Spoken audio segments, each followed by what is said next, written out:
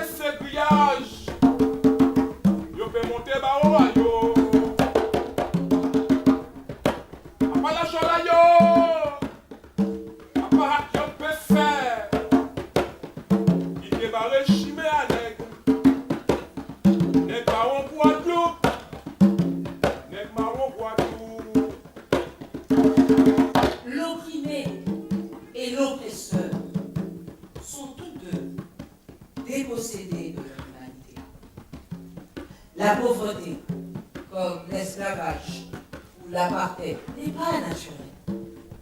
Ce sont les hommes qui la créent et la tolèrent.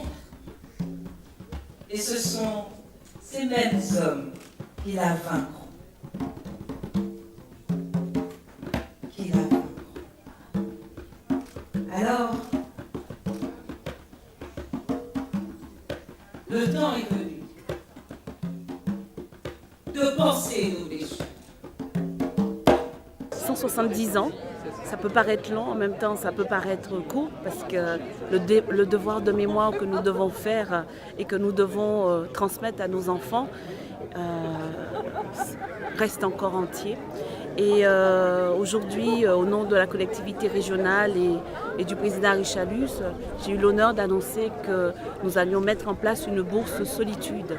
C'est une bourse qui va permettre, une bourse d'études qui va permettre de continuer la transmission, de continuer la recherche, à connaître ce passé qui en même temps est fondamental de la connaître, et toutes ces zones d'ombre qui nous empêchent d'avancer, qui fait de nous qu'aujourd'hui on a quelquefois, comment dirais-je, cette humiliation ou cette absence de reconnaissance de nous-mêmes. Et donc aujourd'hui, il faut lever tous les hommes d'ombre, assumer pleinement cette histoire, aller vers de l'avant. Et aujourd'hui, ce qui nous a rendu, ce qui nous a asservi, ce qui nous a avilis pendant l'esclavage, doit faire de nous des hommes et des femmes encore plus forts. Nous devons être responsables de notre destin, responsables de ce territoire. Et en tout cas, c'est l'éducation que je donne à mes enfants. La responsabilité et surtout l'ambition qui est important pour notre territoire. Ce qui nous a rendus faibles, ce qui nous a asservis, ce qui nous a avilis, ce qui a fait de nous des moins que des êtres humains, aujourd'hui, ça doit être notre terreau, notre socle. Ça doit être, comme Yoka dit, la lombrique en nous terrer pour nous plus forts. Des hommes plus forts, des femmes plus solides et des timounes qui aujourd'hui qu'à reconnaître sa famille aïeul et ses bails. Alors c'était une très très belle manifestation. Une manifestation animée, vous avez vu, puisqu'il y a eu LKP, une émanation d'LKP qui est arrivée. Je m'y attendais parce que j'avais reçu une lettre déjà de M. Dorota. Je lui ai rendu aussi réponse. Je lui ai donné, je souhaite le rencontrer parce que vous avez vu la manifestation, c'est aussi dire nous ne voulons pas des restes de Richepense dans cette enceinte-là. Mais je crois que Richepense fait partie de notre histoire. On ne peut pas, parce qu'on aura enlevé une tombe, gommer Richepense de notre histoire. Je crois plus que gommer, je veux au contraire mettre un panneau que je vais confier, la rédaction de messages que je vais confier à des historiens pour rappeler qui était Richepense, pour rappeler les méfaits de Richepense. Parce que si nous sommes là je dirais, à commémorer l'épopée de Delgrès, la mort, le sacrifice de tant de Guadeloupéens, c'était pour notre liberté, c'était contre Richepense. Donc dans cette ancêtre-là, nous devons trouver à la fois Richepense qui est dans un coin, qui d'ailleurs beaucoup de Guadeloupéens ne savaient pas qu'il était là. Donc on est en train de le réveiller, de lui donner une autre lecture dans notre pays, et moi je ne peux pas l'accepter. Par contre, je vais très rapidement mettre en place un concours d'artistes de façon à représenter dès l'entrée dans ce fort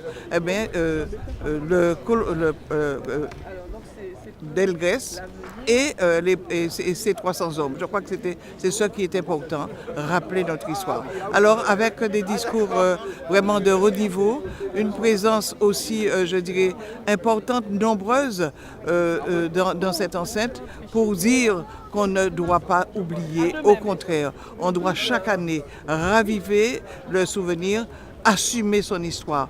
Assumer son histoire, c'est aussi faire un passage de témoin, donner aux jeunes la possibilité de s'imprégner de cette histoire-là, connaître qui était Richepense, qui étaient ceux qui se sont battus. Et dans mon intervention, j'ai dit, nous ne sommes plus, comme on voudrait le faire penser, des enfants ou des arrière-petits-enfants d'esclaves.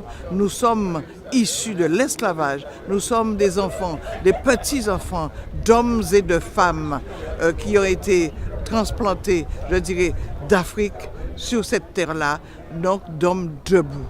Et donc je crois que chaque année, il faudra qu'on le rappelle. Nous sommes fiers, nous sommes debout parce qu'il y avait ces hommes et ces femmes qui n'ont pas de linceul. Et je souhaite vraiment ce que nous avions souhaité il y a quelques années, Victorien Durel et moi-même, qu'à Matouba, qu'on aille chercher s'il y a encore les os de ces combattants-là et leur donner un linceul, leur dire voilà votre sépulture. Parce que pour l'instant, comme je l'ai dit, le rame, c'est dans la forêt que nous traversons, dans la forêt de Matouba. Je pense qu'ils sont là, en attendant que nous, leurs descendants, nous puissions leur donner la possibilité de reposer en paix.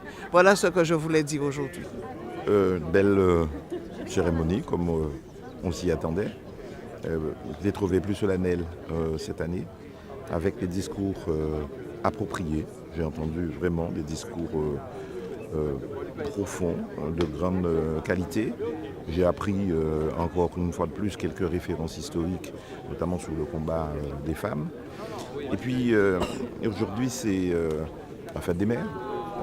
C'était aussi symbolique de voir 4 femmes aller déposer les gerbes au pied de la plaque commémorant, si je dis, l'épopée d'Elgrès.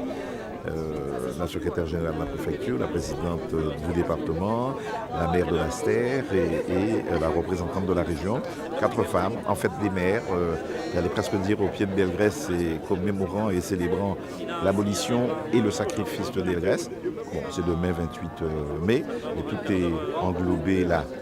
Alors la cérémonie a été aussi, si j'ose dire, marquée par le passage de militants arborant un drapeau rouge, les chants au tambour et au mégaphone.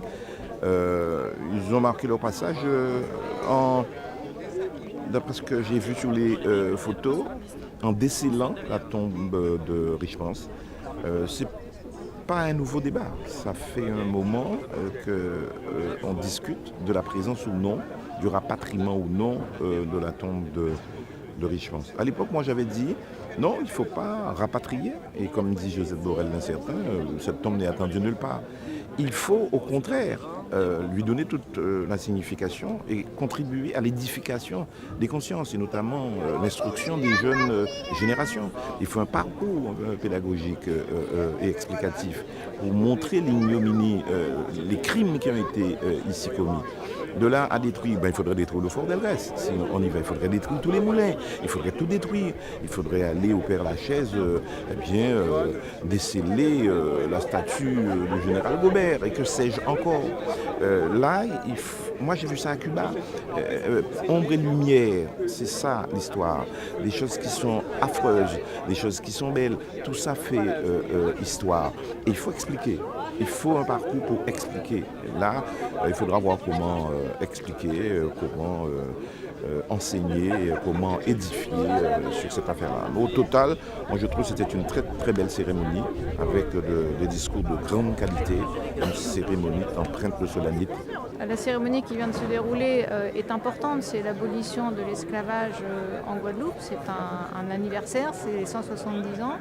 Et le choix du lieu de cette cérémonie qui revient au conseil départemental, c'est le fort d'Elgrès, avec tout le symbole qui s'abrite derrière ce nom d'Elgrès et surtout derrière les actes courageux d'Elgrès qui a lutté lui aussi en son temps contre l'esclavage, un peu trop tôt malheureusement, puisque c'était entre 1794, la première date d'abolition de l'esclavage, mais abolition qui a été remise en cause très peu de temps après, et Delgrès ne l'avait pas acceptée. Et donc a lutté contre ce retour de l'esclavage dans un état de droit, dans une liberté, dans une république où la liberté, l'égalité et la fraternité restent nos symboles. Donc Delgrès est allé jusqu'au sacrifice de sa vie et de la vie de ses hommes au Matouba. Donc ce sera célébré aussi demain, cet anniversaire-là, à Saint-Claude, par le préfet qui arrive ce soir. Mais c'est donc particulièrement symbolique et important que de faire cette cérémonie ici. Un moment très solennel, ce 27 mai 2018. Nous avons eu de très beaux discours. En ce qui me concerne, j'ai voulu surtout parler des femmes esclaves et d'une manière générale toutes les femmes qui ont lutté pour la liberté dans le monde. J'ai cité Myriam Makeba, comme j'ai cité Rosa Parks, Solitude bien évidemment, mais j'ai voulu aussi mettre à l'honneur des femmes esclaves, inconnues, et qui pourtant ont constitué le marronnage et l'ont organisé au péril de leur vie. Certaines d'ailleurs n'ont pas hésité à se sacrifier. J'ai pensé à l'esclave Gertrude et je pense que c'était bien, en ce jour de fête de mer, de rappeler effectivement qu'autour de nos héros qui se sont battus pour l'abolition de l'esclavage, qui se sont sacrifiés, il y avait aussi des femmes. Parce que dans l'histoire, on parle beaucoup des hommes, mais derrière il y a un homme, il y a toujours une femme influente, une femme qui compte, une femme douboute. Et Solitude en était une, comme Gertrude et comme beaucoup de femmes dans le monde.